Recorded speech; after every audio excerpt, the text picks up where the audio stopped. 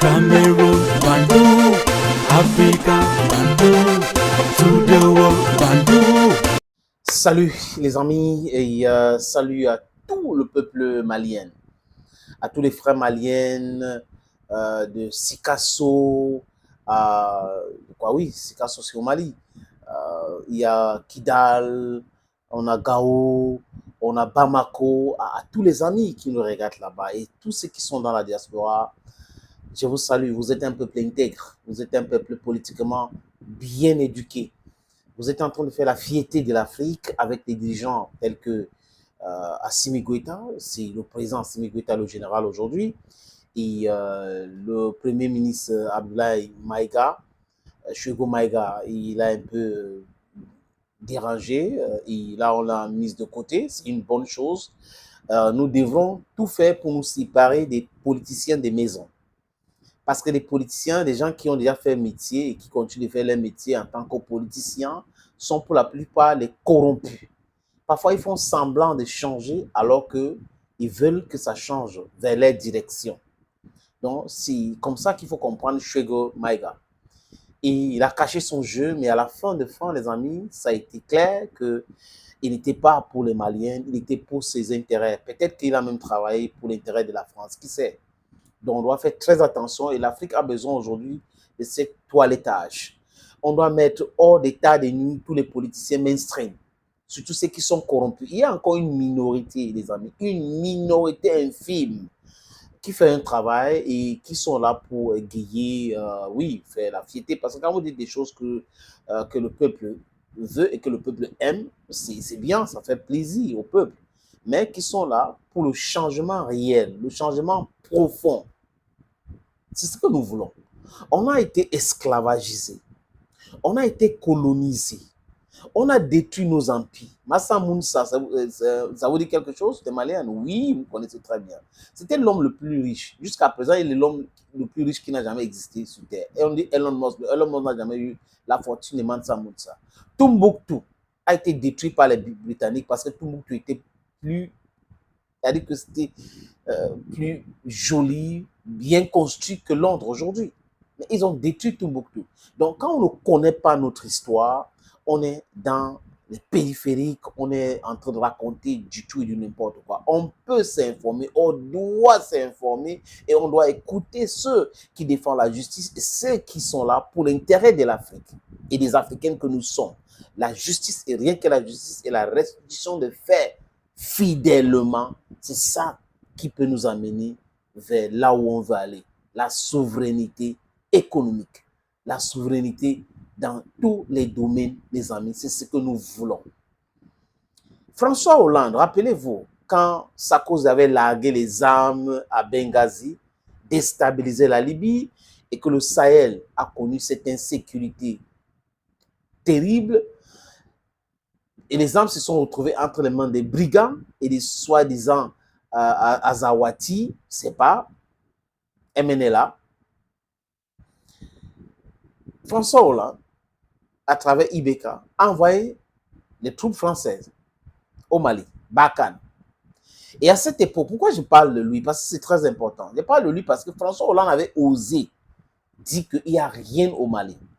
Que les forces françaises arrivent au Mali, pas parce que le Malien vont les payer, non, non, c'est parce qu'il y a les accords militaires. Oui, c'est ce que François Hollande avait dit. Donc le Mali n'avait rien. C'est un pays pauvre, très endetté, embêté. Comme ils ont toujours chanté le Niger, c'était un pays pauvre, c'est le pays le plus pauvre au monde et autres.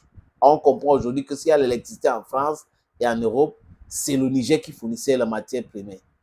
Et ils sont là avec les Orano, avec Areva, ancien Areva qui est venu Orano, pour piller davantage ce pays-là, nos pays, nos micro-États, parce que nous voulons l'Afrique unie, les amis. Et là, il dit cela. J'avais fait une sortie pour dire qu'il ment. Parce que quand on ment, surtout les Occidentaux, là, ils mentent trop. Ils arrivent dans un pays, divisent le pays, ils ne veulent pas que l'armée traverse de l'autre côté. Et quand on les a chassés, après avoir dénoncé les accords militaires, c'était bon. La sécurité est venue. Après, ils ont essayé un truc à Tizawaten. Aujourd'hui, vous avez vu les drones qui ont frappé l'état-major de ces brigands, ces bandits soutenus par Volodymyr Zelensky, ces terreaux-là, soutenus par un État qui soutiennent le terreau. On a porté plainte, mais ça va prospérer, ne vous inquiétez pas. Benjamin Netanyahu ne pouvait pas imaginer que en 2024, on pouvait porter plainte contre lui jusqu'à ce que ça prospère et qu'il y ait des mandats d'arrêt contre lui.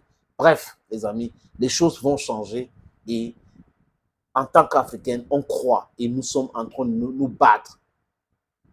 Comme les autres se battent dans d'autres domaines, nous sommes ici dans la communication en train de se battre parce que c'est le 4e pouvoir. C'est très nécessaire, la communication comme on celui qu'elle indique. Il y a de l'or au Mali.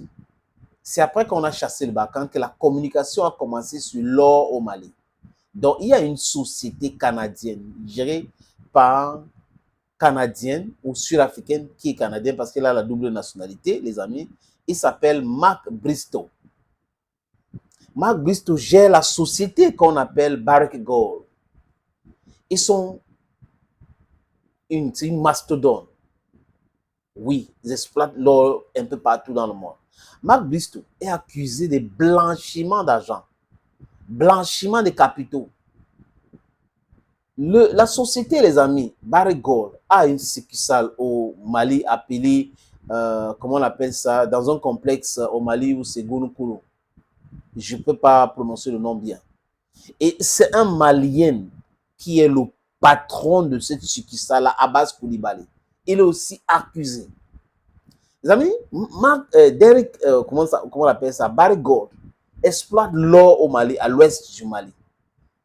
Donc la société là a 80% et l'État malien a 20%. Il faut revoir tout ce truc-là. C'est le banditisme pur et simple. Donc on exploite l'or chez nous au Mali et 80% part dans leur poche et 20% chez nous. C'est quelle histoire ça? C'est quelle histoire ça? Et après, quand on veut voir clair dans la gestion de cette histoire, les gars ne veulent pas collaborer. Ils sont dans le nord, vraiment, oui, c'est les Canadiens, c'est les Américains et autres, c'est des ceci et des cela. Non, monsieur, vous êtes aussi sud-africain. Voilà donc le 4 décembre, il y a de cela quelques jours, donc il y a deux jours ou quelque chose comme ça.